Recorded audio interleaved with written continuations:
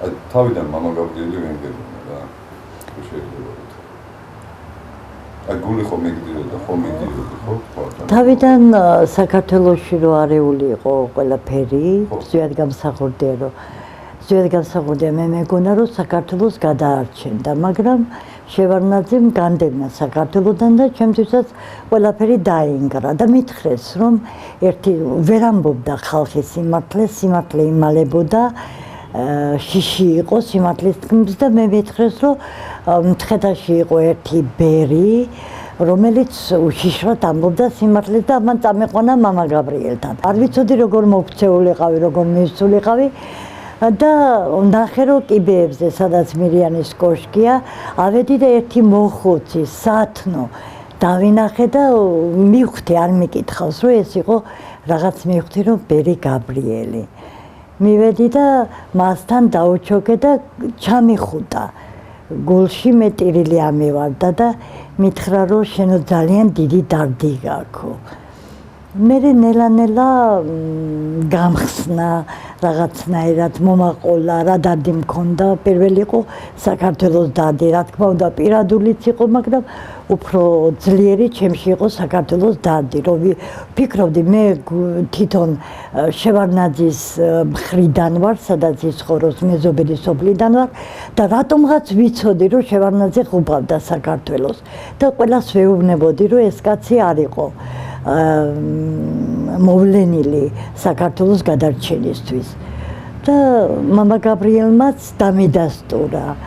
მე იყო რაღაც ეს დარდი მომეხსნა მამა გაბრიელთან რაღაცას მიყვებოდა სასაცილო ამბებს მახსოვს და მთლიანად გააქრო ჩემში დარდი და რომ წამოვედი მისგან აი ვფიქრობდი რომ სად გაქრა მეთქი დავფიქრდი დარდი რომ მქონდა ეს ვებერთელა სად გაქრა მეთქი ვფიქრობდი მე მან თვითონ რადგან იქ ეკონომიურად მიჭირდა პირადად საქართველოსაც უჭირდა რა თქმა უნდა იოსელიანი მეფობდა შევარნაძე თვითონ იქედან მოსკოვიდან ხელმძღვანელობდა ყველაფერს და რაღაცნაირად მიმიზიდა და მე უკვე დავიწყე მასთან სიარული. რას ფიქრობდი? თავიდან რას ფიქრობდი მამა გაბრიელიდან? რაღაცა ვიცოდი რომ დიდი ვიღაც იყო, იმიტომ რომ გძნობდი. მე მისმა მოწაფემ ერთადერთმა ჩეულმა მითხრა ეს როგორ არ უნდა ვთქვა რომ შენ ღმერთისგან იცოდიო და მაინტერესა მე მეთქი არ ვარ ისეთი განათლებული და საიდან ვიცოდი მეთქი მე ჩემ თავზე ვკითხვები მქონდა ჩემ თავში და მერე წლების შემდეგ მე იქ ვნახე ბერი გაბრიელთან პირველად ბერი ნიკოლოზი და მან მითხრა რომ ეს შენ ღმერთისგან იცოდიო და მაინტერესა. არის კიდე საინტერესო რაღაცას ამბობ შენ საინტერესო სიტყვის ამბობ რომ ბერი გაბრიელი თავის მოწაფეს როგორ მიმართავდა? ძალიან დიდი სიყვარულით ის ვაკვირდებოდი ყველაფერს გურული ვარ და ყველაფრის ვიცოდი ჩაკი რაღაც მინდოდა ყველაფრის გაგება და ეს იყო რაღაცა ისე სიყვარულით მე ბევრი მინახავს მასთან მინახავს ბერი საბა კუჭავა მინახავს ბენიამინი თავისი ძმა მინახავს ძალიან ბევრი ისეთი ეპისკოპოსები მეუფე დანიელი არ მინახავს მაგრამ ვიცოდი რომ მასთან დადიოდა წარმოუდგენლად დიდი იყო აი მახსოვს მაგალითად ერთი ასეთი რაღაცა რომ მოითხოვა მომიტანეთ ოქროებიო და ყველამ ზოგმა ბრილიანტები ზოგმა და ესეთი ძალიან ფუნჩულა ხელები ჰქონდა და ესე რომ დაუყარა მონაზონმა გორასავით დაადგა ხელზე 3 დღეღამე ჰქონდა 3 დღეღამე გააჩერა ეს ოქროები და მე ყველას ეს არ ვიცი რამდენი იყო ყველას თავისი დაურიგა იცით ყველას თავისი რომ ეს ჩემია ეს არა ეს ჩემია გერა ყველას მიაწოდა თავისი ოქროები და ეს ოქროები იყო ალბათ არ ვიცი ძალიან ბევრი ესეთი რაღაცა მე მინახავს, რომ მინდა გულზე დავიწერო ღმერთის სიყვარულიაო მახსოვს. მე რომ დაურიგა ყველას. გულზე დავიწერო, ტრაფარეტი მინდაო გავიკრაო და ზეთო ოქროს ასოებით დავწერო ღმერთის სიყვარულიაო. და მაგითო მოიტანეთ ოქრო. დიახ, მოიტანე ხო, ამიტომ ითხოვა ოქროები. მე რომ ყველას დაურიგა თავისი ოქროები, მე რაღაც მიონში მუშაობდი და იქიდან ძაფები მქონდა, ასე გადაგორდი სიცნით, ისიც მომაწოდა მე. პატარა იყო, პატარა. ხო და ისიც მომაწოდა მე. ყველას თავისი მიაწოდა, ალბათ იტყვიან ამას, რომ ეს ასე იყო, მე ასე მახსოვს. ხო და მე რომ ყველას დაურიგა, რატომ მოკითხეს, რატომ აი მეც გამიჩნდა კითხვა, რატომ დაარიგეთ და ღმერთმა მითხრაო, გულშიო, შიგნით სისხლით უნდა გეწეროთო, აი თუ კარგად მახსოვს, რომ ღმერთის სიყვარულიაო და არ არის საჭირო შენო გეწეროსო მეთიო ოქროს ასოებითო, ესე გულში უნდა გეწეროსო. მე ძალიან მიყვარდა დიდოსტატის მარჯვენა, ვერ ხვდებოდი დავით აღმაშენებას, ძალიან მიყვარდა დიდოსტატის მარჯვენა და მომიყვა ესეთი რაღაც, რომ კოკა მქონდაო ზურგზე მოგდებული უძირო. და მივდიოდიო რუსთაველზეო და სადღაც თავისუფლების მოედანთან შეხვედრია ვიღაც კაცი, რომელიც მას არ იცოდა მამა გაბრიელმა ვინ იყო. მე უთხრა რომ ისწამე და ისე საუბრობდი, მე ქადაგებდიო ღმერთზე, სიყვარულზე, ქრისტეზეო და ამ კაცმაო ძალიან მისმინაო, ჩოხა ეცვაო, თავზე ესე ხურაო, რაღაც ფაფახივით რაღაც ესეთი ხო და დიახ კონსტანტინე როგორც დადიოდა და კოსტა მომაწოდაო ერთმა კაცმაო ის დიახ მისამართი ზედაწერილი რომ ვინ იყო და საიდან ლაპარაკობ კითხაო ესო საიდან იცი ეს ყველაფერიო და საწერიაო ეს საწაიკითხეო და მე ვერა უთხარიო რომ აი ხელი გავიშურეო და მე რო წავიდაო თვითონო ჩემთან მოდიო თხოვაო და მითხრესო ესო დიდი კონსტანტინე იყოო კონსტანტინე გამსახურდიაო თუმცა მასთან არ მივსულვარო მეო და ერთხელ მიუბრუნდა მამა ნიკოლოს ყოველთვის მარჯვენა ფეხზე მისი ქუდი ქონდა და მე მითხრა წლების შემდეგ მამა ნიკოლოს ქონდა ქუდი ფეხზე მამა გაბრიელის ქუდი იყო და ყოველთვის ქონდა ეს ქუდი და მამა გაბრიელი მიუბრუნდა ესე სიჩუმე ჩამოვარდა ნიკოლოზო ესე დაუძახა და მეც შევხედე მამა ნიკოლოზმაც და ნიკოლოზ მე და შენ ერთი ვართო მე გაიხედა რომ ჩავწყნარდით ნიკოლოზ კვლავ დაუძახა მე და შენ რამ გაყო და მე მიაყოლა რაც შემია შენიაო მე გაოცებული დავჭი მივხვდი ნიკოლოზ მე და შენ ერთი ვარ ნიკოლოზ მე და შენ რა გავყო მაგრამ რაც შემია შენია ეს ვერ მივხვდი და მამა ნიკოლოზ კითხე წლების შემდეგ მამა ნიკოლოზ მეთქი რა ქონდა ბერ გაბრიელს მე ხო ვიცოდი რომ დაბებკილი ტანსაცმელი ქონდა არაფერი არ ქონდა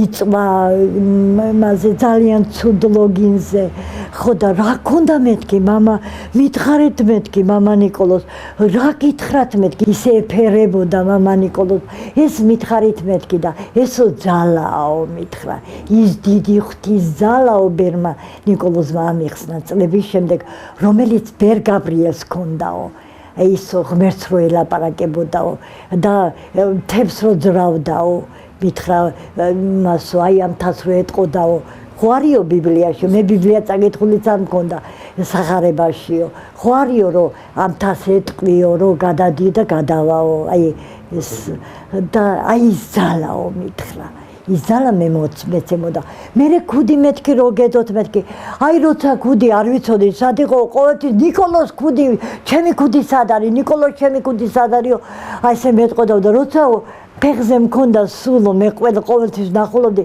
არასოდეს არ თხოვდაო არასოდეს ქუდს არ ითხოვდაო მე ესა დიახ მე ბერი ნიკოლოზი ყველას მიყავდა ვისი შემსწრეს მე ვარ წირავდა შვედი ცხოველში წირავდა სამთავროს მონასტერში მიყავდა წესის ასაგებად და ხო რიტუალის ჩასატარებლად ცხეთელებს, თბილისელებსაც. იცით რატომ მიყავდა ხალხს უჭირდა. მამა ნიკოლოზი ფულს არ იღებდა. აი ეხლა მიხვდები, მე რო წავიკითხა. აი მამა ნიკოლოზი მეუბნებოდა ზეინაბ, წაიკითხე სახარება და მე ვეკითხებოდი რატომ მეთქი, აი რა დაბლა ვიდექი. რატომ წავიკითხო მეთქი და ძალას მოგცემ ზეინაბო, ძალას. მამა გაბრიელი მეტყოდა, აიო აქო მიკროფონებია ჩუო შევარნაძეს ვაგინებდი. ჩუ ზეინაბიო, დაგვიჭერენო. მე ამას ვერ ხვდებოდი. თურმე ნამდვილად იყო, უსმენდნენ. შეიძლება კი არა ეს ნამდვილი იყო. მე ახლა ხვდები რომ ნამდვილად იყო. და იქ სვეტი ცხოველში. აქაც მიკროფონი გქონდა. ხო, რა ვიცი. აი ახლა გავიდა 20 წელი, ხო? მამა გაბრიელის გარდაცვალება. რას ფიქრობ ახლა? დაახლოებით მაინც რას ფიქრობ? 20 წელი ხო მე ვიცი რომ ის იყო ძალიან დიდი ადამიანი, ღმერთი იყო ფეხად მოსიარულე.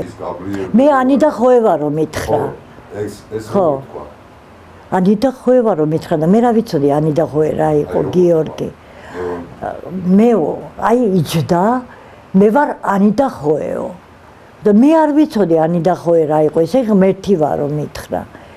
ხო და მამა ნიკოლოზს ვეკითხებოდი, მე სხვა ვერ მიხსნიდა ვერაფერს და წლების შემდეგ გითხრა ღმერთი, რაც იყო ის გითხრაო. ესე იგი მე რო წავიკითხე, მე სახარება ეხლაც არ მაქვს, სახარება წაიკითხეო მამა ნიკოლოზს, რატომ რო შეეკითხები, ძალას მოგცემსო, მივდიოდი, ეხლა ხო მოქმედებს იოანეს სახარება. მივდიოდი ჯვარცმამდე ჩერდებოდი. მამა გაბრიელი გეტყოდა, მაგრამ არ გიხსნიდა არაფერს. მამა გაბრიელის ხედავდა აზრებს, მამა გაბრიელი ხედავდა აღსარებას, მამა გაბრიელი ხედავდა გულში გაგედო. ყველაფერს. 10 წლის მერე რა მოხდებოდა, 20 წლის მერე რა მოხდებოდა, დარწმუნებულება, ხო? ძალიან ბევრი დედები, ძალიან ბევრი ბერები ადასტურებენ, რომ ძალიან დიდი სიზუსტით ხდებოდა მამა გაბრიელის ნათქვამი. მომავალში რა იქნებოდა, ხო? ესე იგი, თუ იმას არ ქონდა სულიწმინდა, რომელიც სულიწმინდა თუ არ იყო ჩასული მამა გაბრიელში, თუ სულიწმინდის მადლს კი არ ვამბობ, ასე ვთქვათ სულიწმინდა. ესე იგი რა გამოდის? სულიწმინდა თუ იყო ჩასული მამა გაბრიელში, ამას ხო სულიწმინდის გარეშე ამას ხო ვერ იყო. ნამდვილად. მაშინ უნდა იყოს რაღაცა ბოლოტი ძალა, გამიგე, რომელიც რაღაცას ხედავდეს დროებით და მე ეს ამ ბოლოტ ძალას ადრე თუ გიან გამომჟღავნდეს. გამომჟღავნდეს, რა თქმა უნდა. და ნუ რახან სულიწმინდით იყო. თუ მოწმუნე ხარ ადამიანი, მაშინ სულიწმინდით თუ იყო სულიწმინდა, იგივე ქრისტე არ არის, იგივე მამა ღმერთი არ არის, ასე ვთქვათ, რომ იგივე სამება არ არის, ხო? კი. სულიწმინდის გარეშე ხო არ შეიძლება იყოს ქრისტე, ხო ეს ახლა ვიცი. ასე ვთქვათ, რა. კი. ამიტომ მე მანდამაინც მაგ თემას კი არ ვამტკიცებ, რა ვინ იყო, რა იყო, ხო, მამა გაბრიელი. უბრალოდ იყო ძალიან დიდი გამოუცნობი. ძალიან გამოუცნობი დიდი, ხო? და ძალიან. რომელიც არ ვიცი, ხო, მეც ახლა ყველაფერი შეუძლია, აბსოლუტურად. თქვა უბრალოდ რამხელა განსხვავებაა მაინტერესებს 20 წლის უკან რას ფიქრობდი და დღეს რას ფიქრობ. აი მარტო ეგ კითხვა მინდოდა. მე პარასკევა თამარ ბოჭორაძე და ნანული მერკულაძე ვიდექით მირიანის კოშკის გარეთ. და მამა გაბრიელი იჯდა კარებში მირიანის კოშკის შესასვლელში. ესენი მისულები იყვნენ და თავჩახრილები იყვნენ და მესმის, მე არ ვიყავი ასული მაღლა და მესმის ქეთევანის იღუმენის ისეთი უშვერი სიტყვებით ლანძღვა მამა გაბრიელის, რომ გამეორებაც კი მიჭრს. აი ლანძღავდა, უძახდა გარყვნილ ბერიკადს, უძახდა ლოცს, უძახდა რაღაც საშინელებებს რა.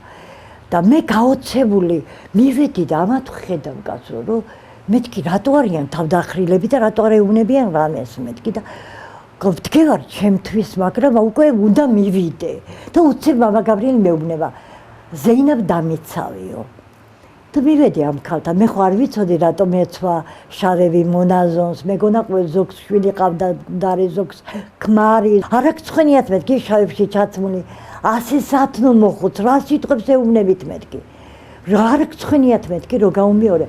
ეხლაო თუ აქედან არ წაეთრევიო მითხრა, არ წაეთრევითო, მილიციას დაუძახებოდა.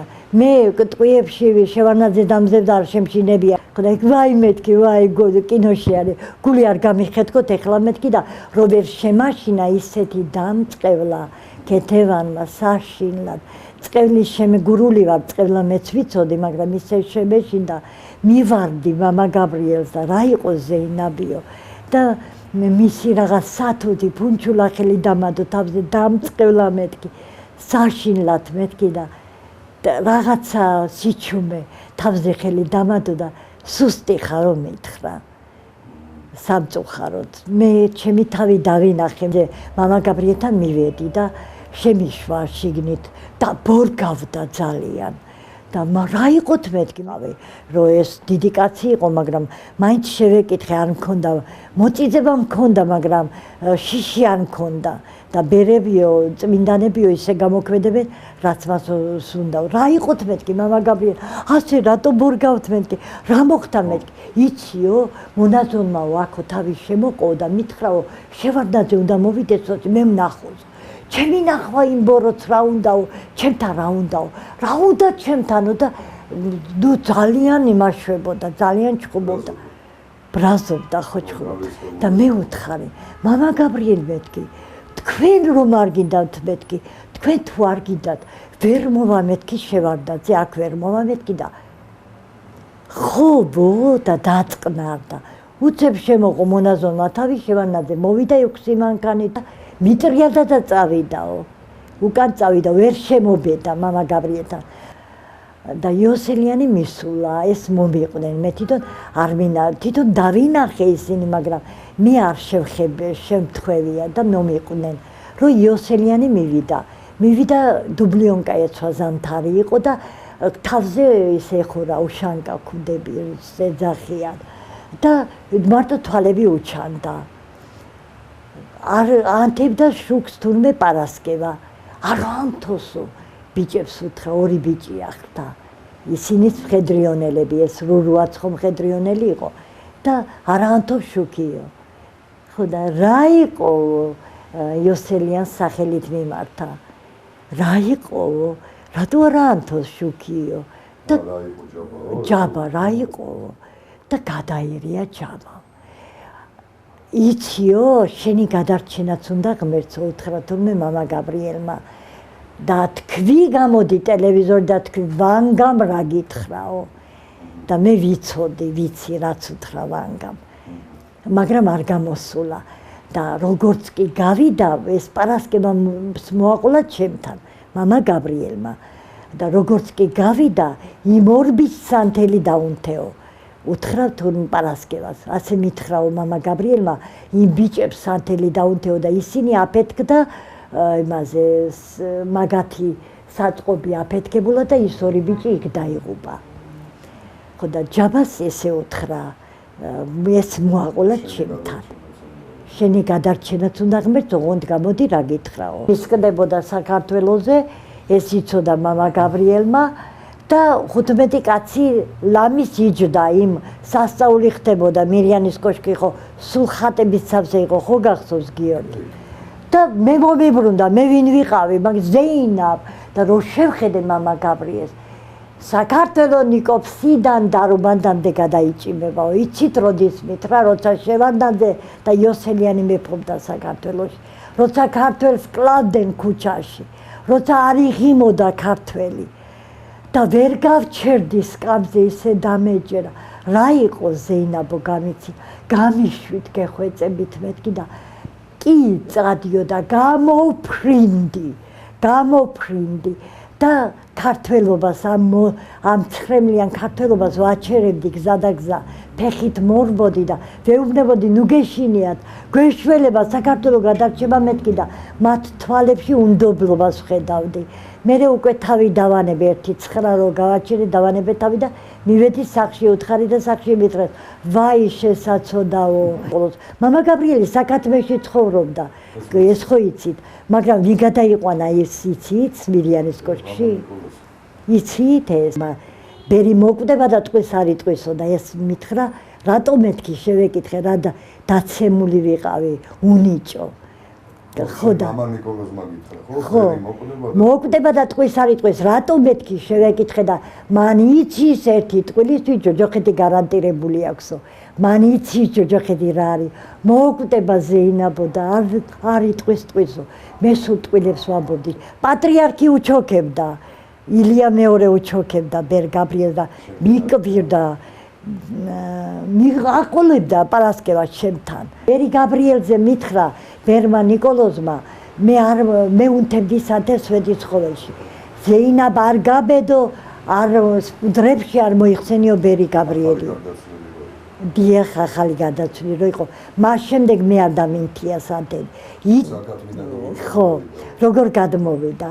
და ეს რომ ყვებოდი რომ ბერი ნიკოლოზი რომ მივიდა საპატრიარქოში დანიშნეს მშენებლობის რაღაც არ მახსოვს რაღაც მშენებლობის უცაგი ყველაფერი ებარა ბერ ნიკოლოზს და ვნახეო იმაშიო იანვარში თუ თებერვალშიო თოვლიდევსო და მივედიო სამთავროში ფარღალალა საკათმეში მოხუცი ბერი მე რა ვიცოდიო რომ ძალის პატრონი იყო ზეინაბიო მოხუცი ბერი იყოო და შემეცოდაო როგორ უნდა გაძლოს აქ ამ საკათმეში აი ესე ღრიჭოები იყოო ესე იგი დატოვებულიო ხო და როგორო და უთხარიო მათო რომ გადავიყვანოთო ელი არ არისო და აი მერიანის კოშკიო რატო რაზეთ რა არის შიგნითო და მითხრესო რომ იქო საწყობი იყოო ხო და გადავათავისუფლოსო და ვერავინ ვერ შებედაო შიგნის შესვლაო და დილიდან რო დავიწყეო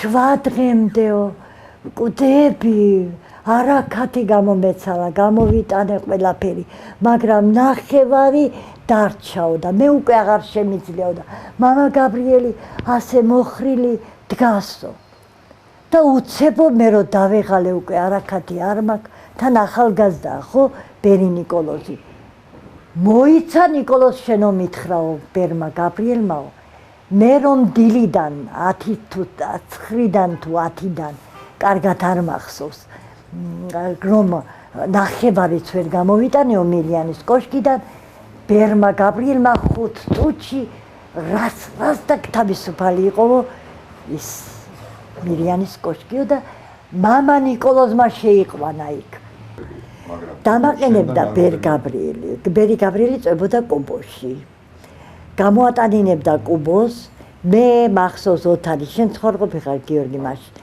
ბევრი ვიყავით რომ ხელის მოსაგიდებელი არ იყო მე კუბოს მეშინოდა სასწაულად და ესეთ მახსოვს აი საჩვენებელი თითი მქონდა მარტო იმდენი ხალხი ქეთევანი ყვიროდა შეიტანეთ უკან წავიდოდით უკან მამა გაბრიელი წინ წამოვიდოდით წინ და ასე ერთი ნაბიჯით ლენის აქ წყეულს ესეთი ერთი ნაბიჯი წინ ორი ნაბიჯი უკან აი ესე ავიტანეთ კუბო ავიტანეთ და მაშინ ვერ გძლია ქეთევანმა ავიტანეთ აი მირიანის კოშკთან რომ ეს დგას სატრაპეზო რო დგას კელიები იქ კედელთან 9 მეტრის დაშორები და 9 მე დამაყენა იქ და შენ ხარ ვენახს უგალობდი და მე შენ ხარ ვენახი არ ვიცოდი და დილიდან საღამომდე მაგალობებდა ქეთევანი იქიდან ჩხუბობდა ნახე არა მოიტანოთო კუბო რა თქმა უნდა ედავებოდა და იქ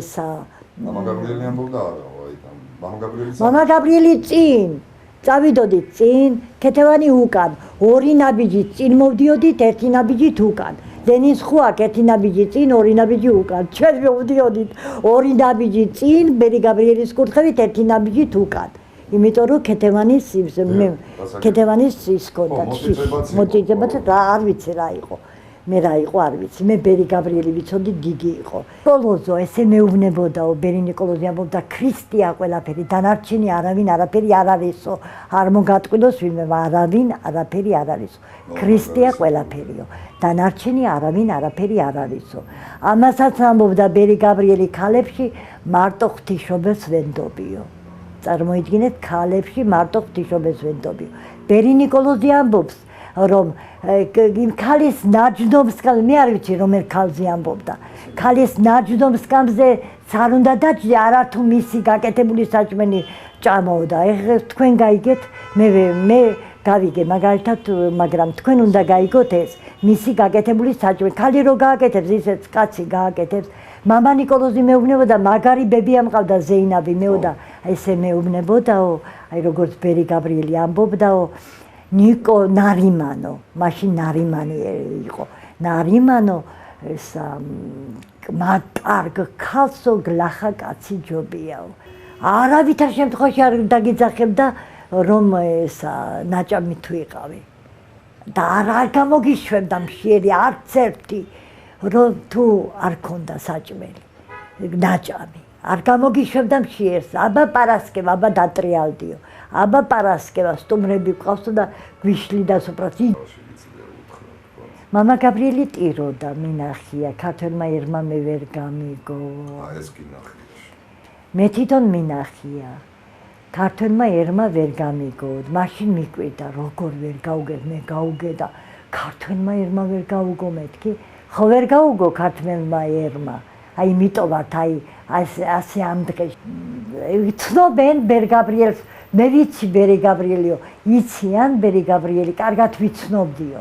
მე ვნახულობდი ბერი გაბრიელს, მაგრამ ვიცნობდი, ვიცოდი დიდი იყო. მაგრამ ვიცნობდი, თუ მოგვეტევა ცოდვებიო, რატომ ცხოვრობთ ქართველები ასე ცუდად? ბერი გაბრიელის ნათქვამს ამბობდა. ბერი გაბრიელი იყო საქართველოსთვის თავგანწირული.